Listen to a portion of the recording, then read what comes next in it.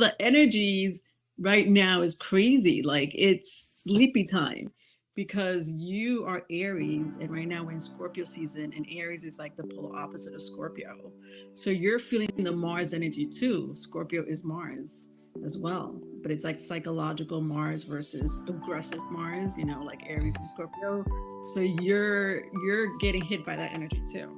And it's a water sign, so you have a moon you have a Cancer moon, right? So it's a water sign.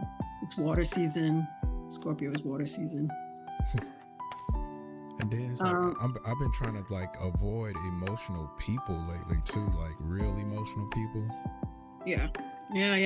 Be very aware of trying to get, like, you're an empath, so you're going to definitely get like you're gonna feel the world.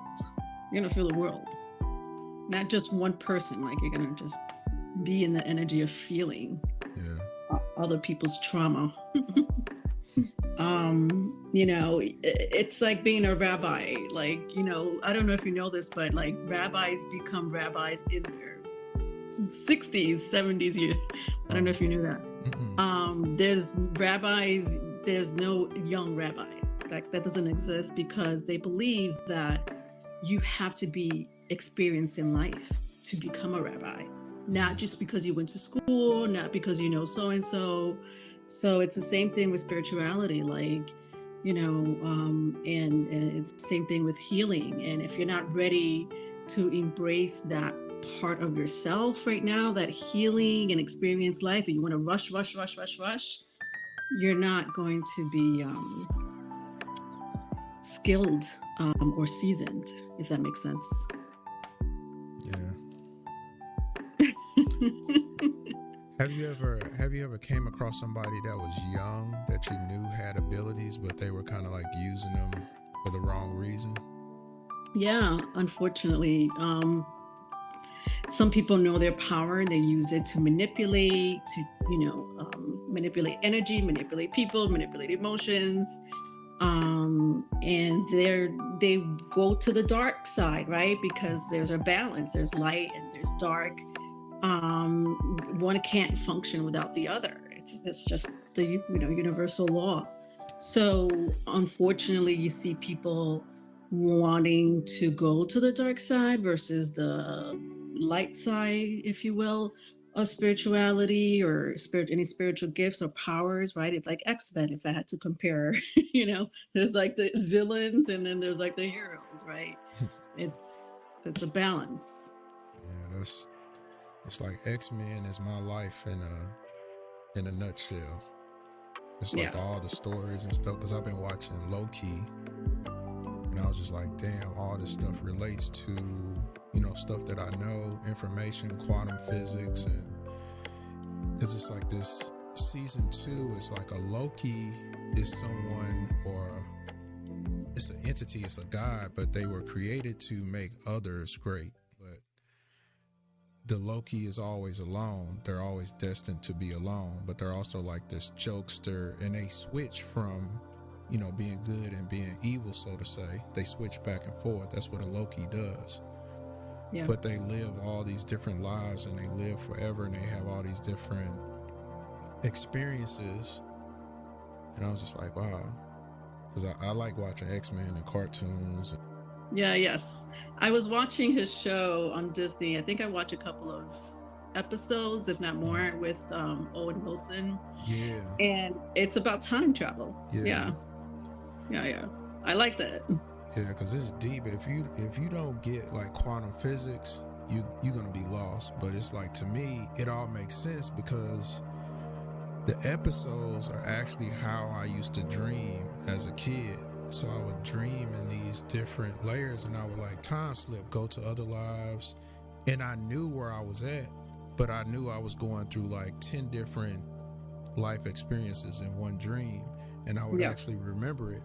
And that's kind of like what Loki is doing. He's time slipping from different years, but he still has memory and know what's going on. He's going back and forth in time. And then he's talking to somebody in the past, and then they're receiving the information in the present.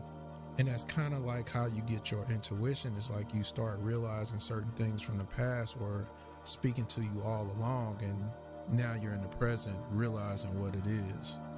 Yeah.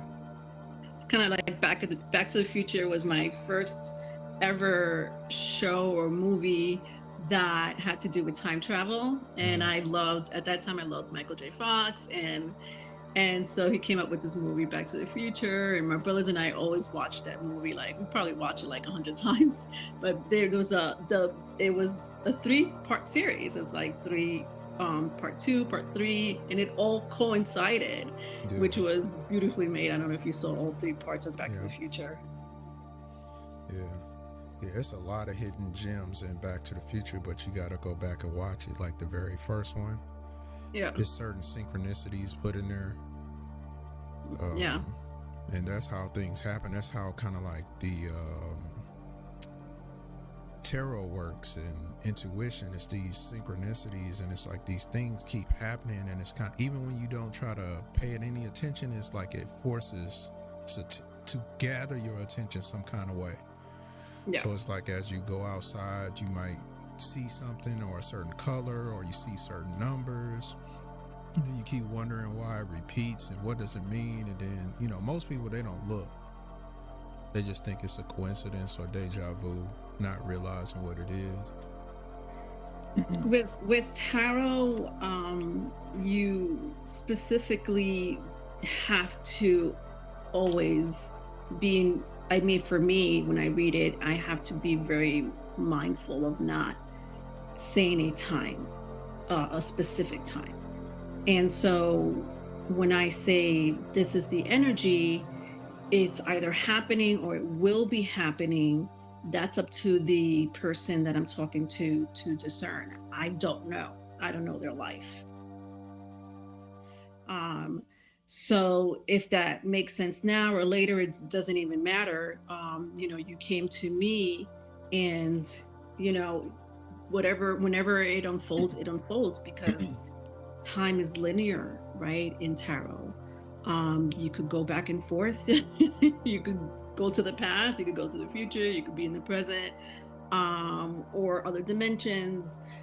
You know, a lot of the times when I read, you know, whether you want to hear it or not, I see it and I have to tell them. But I try to dumb it down, if you will. Like, I have to dumb down the energy so that they understand that, you know, it doesn't matter what this reading is about. You're going through some spiritual awakening or journey, and you have to figure this out, right? I'm not here to tell you what to do. If you want to go ahead and listen to the message, yeah, fine. That it was given to you for a reason. But there's a lot of people that don't want to go see beyond, right? The 3D. They want to be in the 3D, and this is what's happening. But do you read for yourself? Yeah. I haven't done it lately, but my intuition kept telling me to do it. And I pulled like 2 cards last night, because every time I pull it, it's been pretty much the same thing. It's kind of like what I'm doing now, creating content, business, being sick. And even that's in my cardology too. Like, I do cardology spreads. Yeah. And cardology is astrology and tarot together, but telling you more in a relatable story-like format. So like my cardology spread for this year is based on your current age, and then you have a set of cards which are still the signs, the planets. So it breaks down the planets in a more, like I said, story base. And I kept getting the same thing, because I can read what planetary phase I'm in cardology. Which one are you in currently? Let me look, because I don't want to tell you wrong. This is interesting, because I've never done that. You were explaining that to me a while back, and I was just like, never heard of that. So I'm in my Saturn, and it starts 10/22 for me, and then that lasts for 52 days. So the next period for me will be Uranus on December 13th, and then I go into Neptune on February 4th. So like right now I'm in Saturn. So the way that I read cardology is like it's always going to be a set amount of cards for your birth date. And it's a chart. So I fill in the chart, and you have like your long range card, a Pluto card, a result card, an environment card, displacement card. But I usually just read like the general things that's in my Saturn. Like I have like a 6 of clubs, a 3 of clubs, a jack of clubs, a ace of clubs, a 4 of spades, a 4 of diamonds, 2 of diamonds, 2 of clubs. And then I basically read all the meanings of those cards in Saturn, and it applies to me. So that's what cardology is. It's like it's reading the way I read it, I'm reading basically your sun, your moon, and your rising. That's how I read the cardology spreads. Because you have a birth card, which is your sun card. You have a planetary card, which is like your moon card. And then you have a personality card, which would be your rising. Yeah. That's your current energy right now. Yeah. You have to be very detached when you read tarot. When I tell people, the first thing you have to do when you want to learn how to start reading tarot is really detach yourself and set an intention, almost like a shield or a protection energy field, to kind of break that, have a boundary, right? Have this barrier, I should say, if that makes sense. So you have your energy, the other person has their energy, because the last thing you want to do is have that energy overflow, or vice versa. So there has to be some type of shield, intention setting, a prayer, if you will. Like, it's just something that will help you go into this new energy, right? This unknown energy that you can't just go into somebody's energy all nilly-willy, and sometimes, depending on the person that I read for, their energy, or their spirit guides, I should say, their spirit guides and ancestors, is pretty like, they're strong, they're powerful, right? And of course that resonates with the person that they're inhabiting, the human that they're inhabiting, right? They have spiritual gifts, powers, superpowers of some sort, because, and that's just my belief, I don't know what your belief is, but if you have like a strong, powerful team behind you, you could do it. You'll be able to do it. I just know that, you were talking about the dark and the light earlier, and people with spiritual gifts going either into the dark or into the light. That also resonates with their spirit guides and ancestors, who are their, ancient, malefic energies. They're just as powerful, but they embrace the dark. Well, I look at it as a whole. Like, I don't separate it anymore. Like, I used to look at it that way, as light and dark, but I notice actually the light and dark is actually the same thing. It's the same entity. Like, you're seeing the opposite of each. It's like, in order to recognize something, it has to separate in order to see what it is. Just like the signs, the zodiac signs, it's, to me it's 6.